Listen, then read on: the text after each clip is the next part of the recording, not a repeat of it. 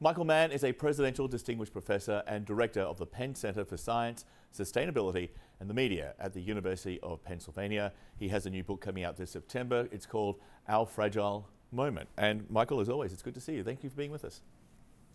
Thank you, John. It's good to be with you. Okay, so I want to start with a real-world example here of train travel just costing a hell of a lot more than air travel. A last-minute trip from London to Barcelona in May, booking 2 days ahead. The train costs 384 euros, that's about 430 US dollars, compared to 13 euros, about $14.50 US, for the same trip on budget airline Ryanair, making the trip by train almost 30 times more expensive.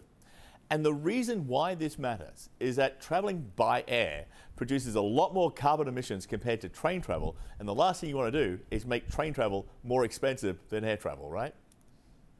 Yeah, absolutely. I mean, we've got our thumb on the wrong end of the scale right now. There are all these subsidies and incentives that are being provided to the airline industry, and really nothing like that when it comes, for example, to the train industry. Here in the United States, Amtrak, the government-funded train network, has always been underfunded. Republicans have been trying to get rid of funding for Amtrak for years, and as a result, it's become dilapidated. I take it regularly between Philadelphia and State College. I go back and forth between those two cities, and I enjoy riding on the train. But it's the trains are dilapidated, and they cost much more than they should because they're not getting subsidized to the extent that they should be by the government. That's here in the United States, and as you described in this report, things are even worse by some measure in Europe.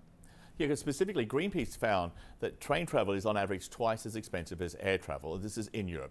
And the reason for that, in part, is because while airlines pay neither kerosene tax nor VAT, value-added tax, on international flights, and benefits from subsidies paid with taxpayers' money, railways have to pay energy taxes, VAT, value-added taxes, and high rail tolls in most countries.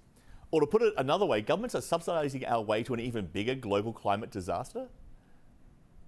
Yeah, it sure seems that way, doesn't it? And it's somehow it's especially jarring to be talking about that right now when the United States and Europe were experiencing these unprecedented extreme weather events. This constant reminder of the damage, of the cost, of the danger that is now being posed by our addiction to fossil fuels.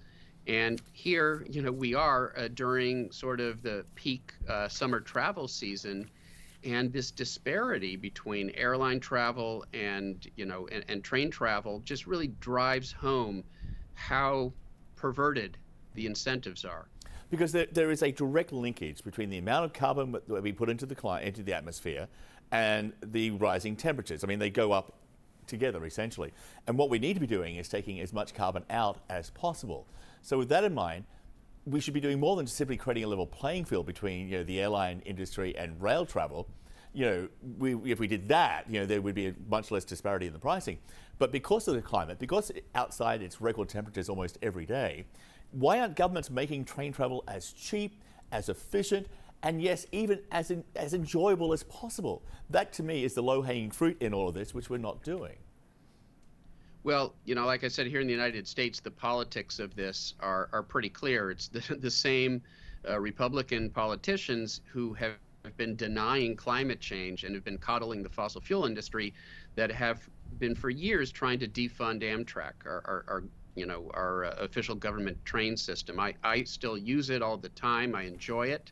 But, a lot of people are going to make the choice to fly rather than use trains if it's, even a similar price.